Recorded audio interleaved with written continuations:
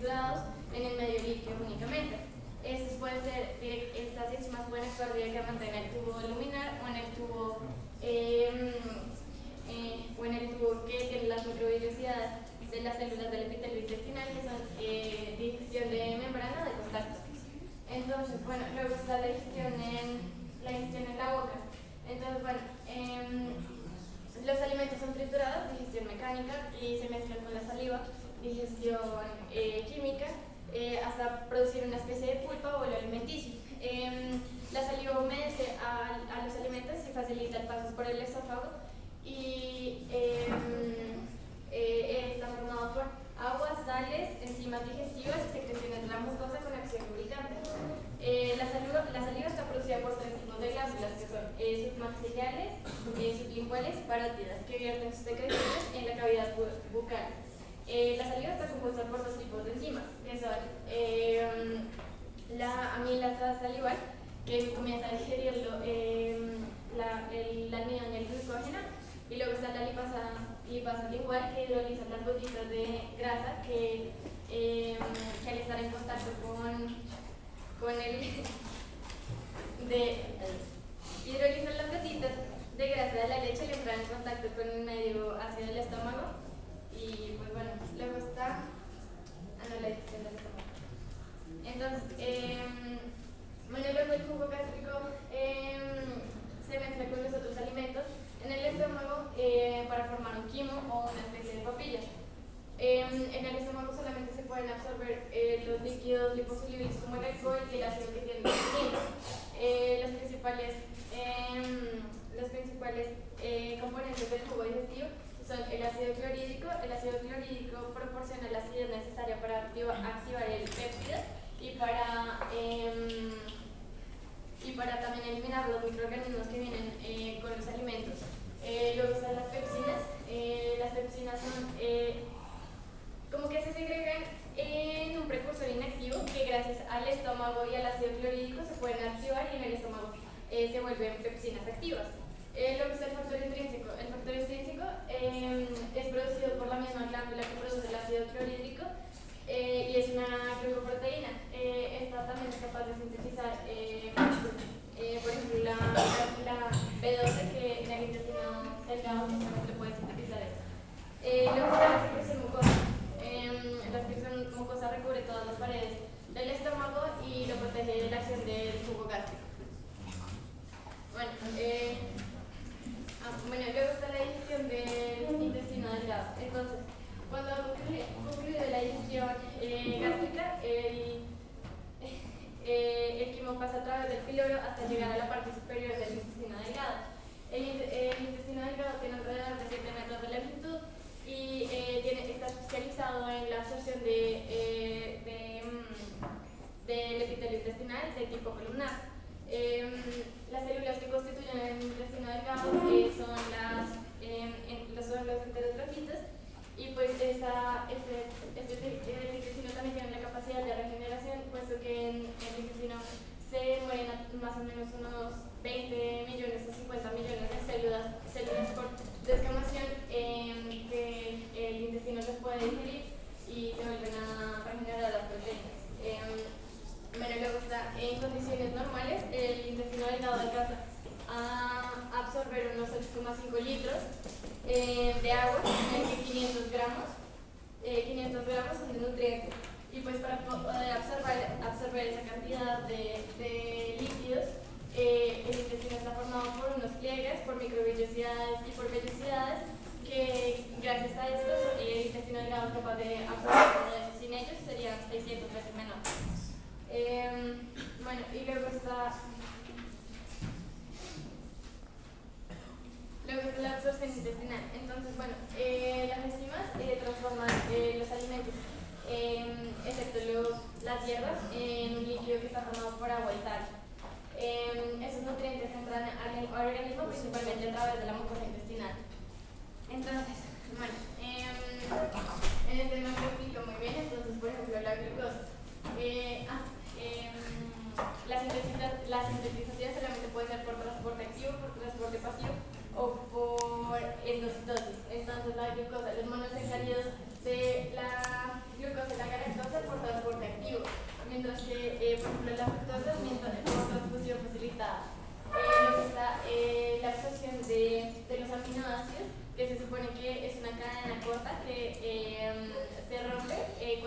enzimas son cuando las enzimas del interior de los filtros como que se alteran y se rompe la cadena. Esa es una digestión intercelular. Y luego está la digestión, la absorción de los nutrientes que ocurre en el intestino grueso. El intestino grueso mide alrededor de 2 metros de longitud, que contiene una flora bacteriana y sintetiza, por ejemplo, la vitamina K. Y luego está los ácidos grasos. Entonces la absorción de los ácidos grasos es mediante los lípidos, pasan por el duodeno hasta llegar al píloro. Del píloro pasan al duodeno, donde se forman unas bolitas, unas gotas pequeñas de grasa que gracias al líquido biliar que contiene propiedades detergentes que hacen emulsionar las gotitas y se vuelven en gotitas estables. En gotitas estables son unas micelas, y las gotitas facilitan la sintetización de los ácidos grasos. Ya.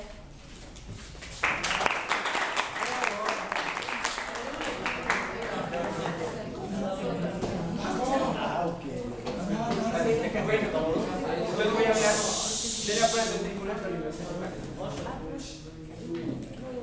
Bueno, en primer lugar tienen que saber que para que es necesario, simplemente para distribuir el oxígeno y los nutrientes, así como para deshacerse de los productos de desecho del metabolismo. Algunos animales lo necesitan de un aparato circulatorio porque tienen una organización corporal más sencilla, como por ejemplo las esponjas intelenterios, que lo hacen mediante difusión, que siempre se ponen aquí está, pero ya lo estudiamos, y los platelmintos y nematodos, que por ejemplo que es la famosa triquina, que tienen un intestino formado por un epitelio que permite que los nutrientes pasen, atraviesen este epitelio y lleguen a los tejidos de modo similar, pero en dirección contraria lo hacen los desechos.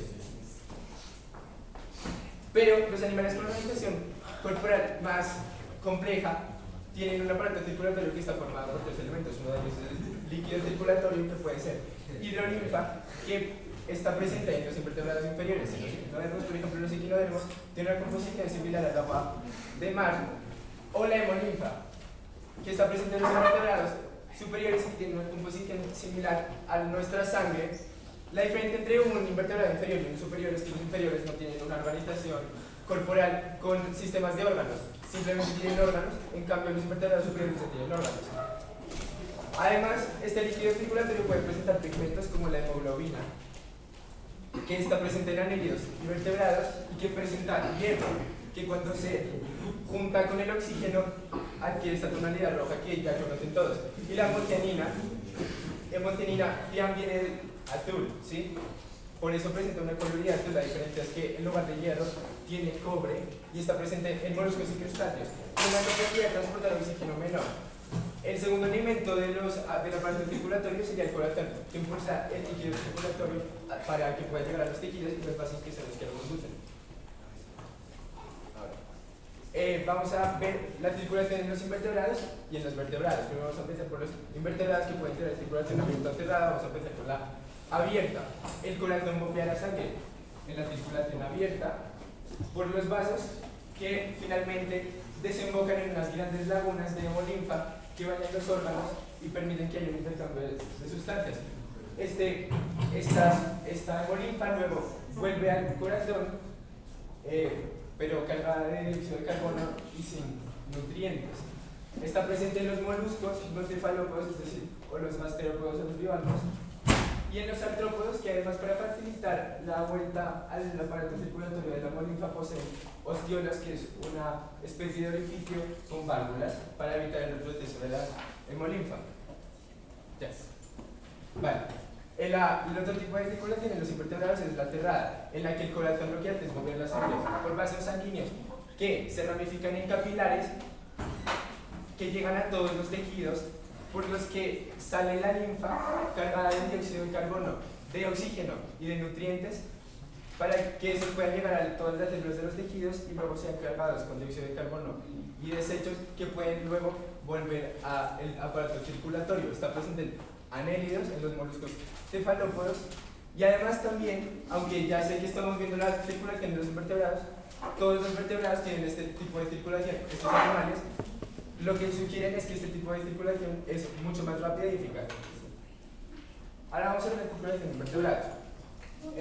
Siempre está formado por un sistema sanguíneo y uno linfático, pero el linfático lo explica Luciano.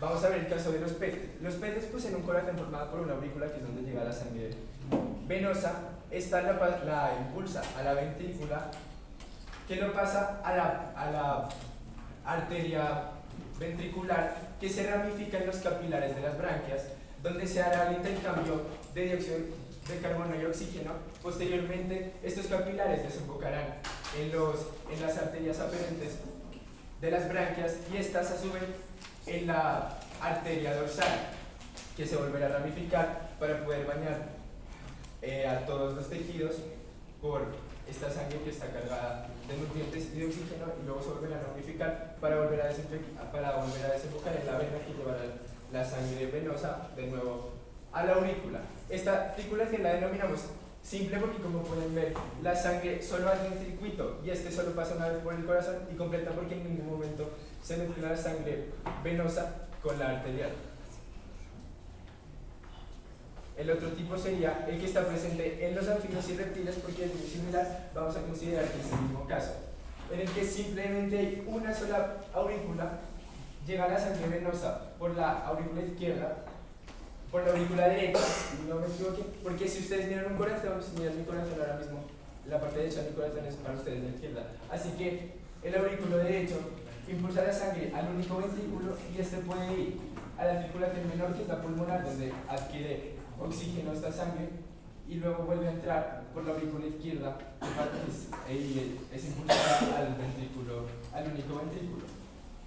El ventrículo vuelve a impulsar la sangre, y esta vez podría ir a esta circulación, que es la mayor, en la que bañará los órganos. Es por eso que, debido a la presencia de una sola ventrícula, que es la que impulsa la sangre, denominamos esta circulación dinámica, porque permite que la sangre se mezcle. Pero como vemos, hay dos circuitos, hay dos circulaciones, la menor, la pulmonar, y la mayor.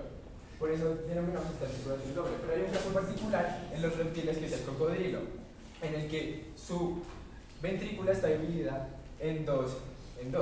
Por lo tanto, cuando la sangre venosa entra por la ventrícula derecha, por la aurícula derecha, y es impulsada a la ventrícula derecha, puede hacer la circulación menor y luego volver por la aurícula izquierda e ser impulsada a la ventrícula izquierda, al ventrículo izquierdo, sin que aquí se mezclen las sangres, para que luego la ventrícula izquierda impulse la sangre por todos los tejidos. Es por esto que esta circulación, aunque también es doble porque vemos que hay dos circulaciones, es completa, porque en ningún momento vemos que se mezcle la sangre arterial con la venosa.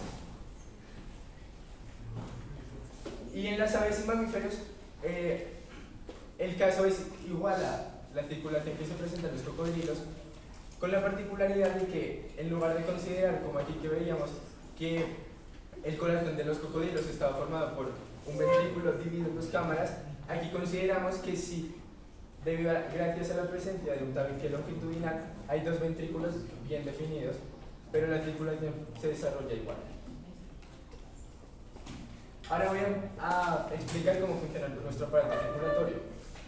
Y primero quiero que entiendan por qué está formado el corazón.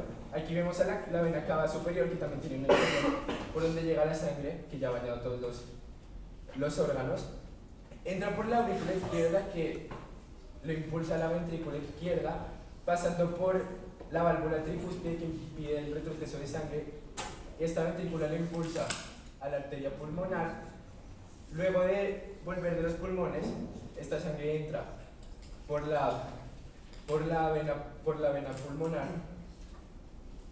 entra a la aurícula izquierda, en la aurícula izquierda pasa por la válvula tricúspide o mitral, y de aquí puede pasar al ventrículo izquierdo, que le impulsará por la vena aorta a bañar todos los circuitos. Tanto cuando pasa por la arteria pulmonar como por la aorta, también tiene que pasar por una válvula, que es la válvula semipulmonar, aórtica o pulmonar, depende de donde esté.